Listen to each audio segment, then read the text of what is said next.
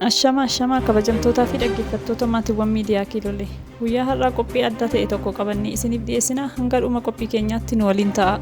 Guyyaa kaleessaa muummichi ministeeraa keenya dhimma haala yeroo wal qabatee mana marii bakka bu'oota uummataa irratti gaaffii gaafatamaniif deebii kennaniiru. Egaan achi keessaa muraasa isaa yeroon kaasu Dr. Abiy shaneetti hin dubbatan jechuun hamatamu kan jedhu miseensa paarlaamaa keessaa kaasanii turan. Dubbiin akkasi abbichi muummicha ministeera biyyaatii malee shororkeessaa shanee jedhamee waamame waliin kan hamatamu miti. Hamachuuf illee jecha ittiin dubbatamu kan walitti fidu hin qabaatu. Ergama qabatanii dhufanii achi keessa taa'uun gaaffii shororkeessaan qopheesse tokko gaafachuun iyyuu akka kiyyatti badii ta'uudha. Namni uummataaf dhaabbadhe jedhee miseensa mana marii taa'ee akkamiin jara badii biyya diiguuf jettuuf gaaffii dhiyeessa. Kun tasuma waan ta'uun irra hin jiraannedhas gowwummaadhas. Namoonni tokko tokko osoo namni du'uu akkamitti ashaaraa magariisni dhaabamas ni jedhu. Haa ta'u iyyuu malee nama du'eef illee gaaddisa ta'a. Nuyi biqiltuu dhaabus hin dhiisnu. Osuma dhaabnu diinas ofirraa faccisuu dandeenya. Namni du'e akka du'u kan godhe eenyu? Ofii ajjeesanii namni du'aa biqiltummaaf dhaabbata jedhu ajaa'iba. Adeemsi diinoo musliimni fi kiristaanii jalaa callise gara sabaaf sabaatti darba. Yoo sabni dhiisee gara daangaatti ce'u. Uummata Itoophiyaaf guyyuma guyyaan ajandaa uumaa bulu. Kun immoo imala jijjiiramaa dhaabuu hin danda'u. Itoophiyaan diiga kan jedhu ofii diigama malee Itoophiyaa diiguunis ta'e mo'uun hin danda'amu. Ergamni diinaas irra jireessa biyyattii akka Sooriyaa gochuu irraa kan hafe kaayyoo tokkollee hin qaban.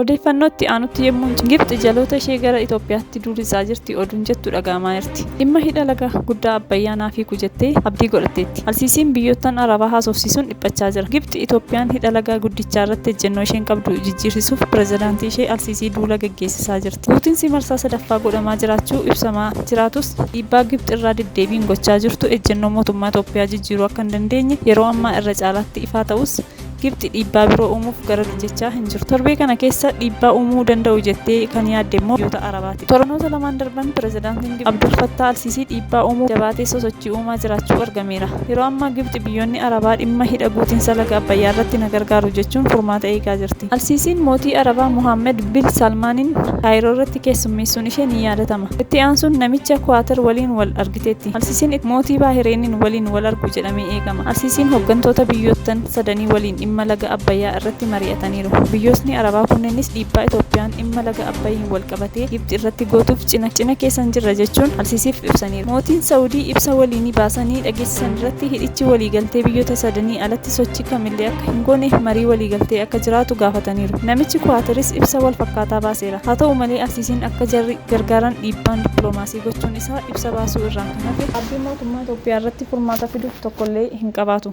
Iyyaa fi deeggarsa ta'eefiin osoo homaa hin hojjetiin akka taa'amu barbaaddi ture.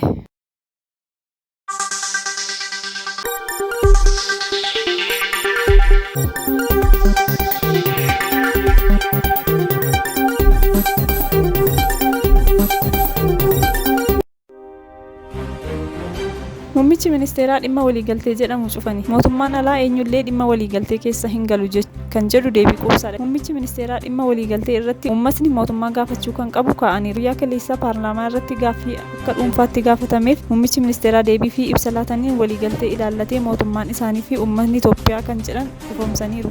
Waliigaltee kanaanis dursa keessa galuu qabu kan jechuun qaamoleen kan watwaataa turan ifoomsaniiru. Amaaraa fi Affaar akka mootummaa naannootti bakka bu'anii dhiyaatan kan jedhu cufaniiru. Muummichi ministeeraa nama miseensa mana maree ta'e tokkoon gaaffii gaafatameef akka deebisanitti filannoon uummata Itoophiyaa fi mootummaa ammallee nageenyaaf dursa kennuu akka ta'e dubbataniiru. Waraanaaf kan murteessinu dhimma faayidaa biyyaalessaa wal qabateedha. Hummaa fi faayidaa Itoophiyaa karaa nagaa eeguu yoo dadhabne wareegama lubbuu illee ni baasa. Kanaa achi abdii qabna yoo jenne yoo yaadne balballi keenya nageenyaaf banaadha jedhaniiru. Shororkeessaa waliin waliigalteen hin taasifamu kan jedhu sirriitti gadi fageenyaan ilaaluun gaariidha. Muummichi ministeeraa addunyaa kamittiyyuu waraana keessatti waliigalteen kan barame ta'uu isaas ibsaniiru. Haala Itoophiyaa amma jiruun waliigalteen haasaan hiikamu yoo jiraate garuu miidhaa akka hin qabne ibsuun lammiin kamiyyuu mootummaa Itoophiyaa gaafachuun kan irra jiraatu faayidaa biyyaalessaa dabarsee akka laatettidha jechuun eeraniiru. Karaa tokkoon buqqaane rakkinni jira, namni du'ee jecha karaa biroon tokkoon nageenya haa hir'isnu yoo jennu yoo hin eeyyamne akkamitti ta'a jechuun mana mareef deebisanii gaafataniiru. Itoophiyaan kan wal waraanaa jirtu humnoota baay'ee faayinaansii fi miidiyaa fooyyee qabu ta'uun irraanfachuun nurra hin jiraatu jechuunis yaadachiisaniiru. Egaan maatiiwwan miidiyaa Kilulee guyyaa har'aaf qophiin keenya kana fakkaatti. Turtii gaarii qabaadhaa jecha laayik sabiskiraayib gochuun dagatiina. Galatooma.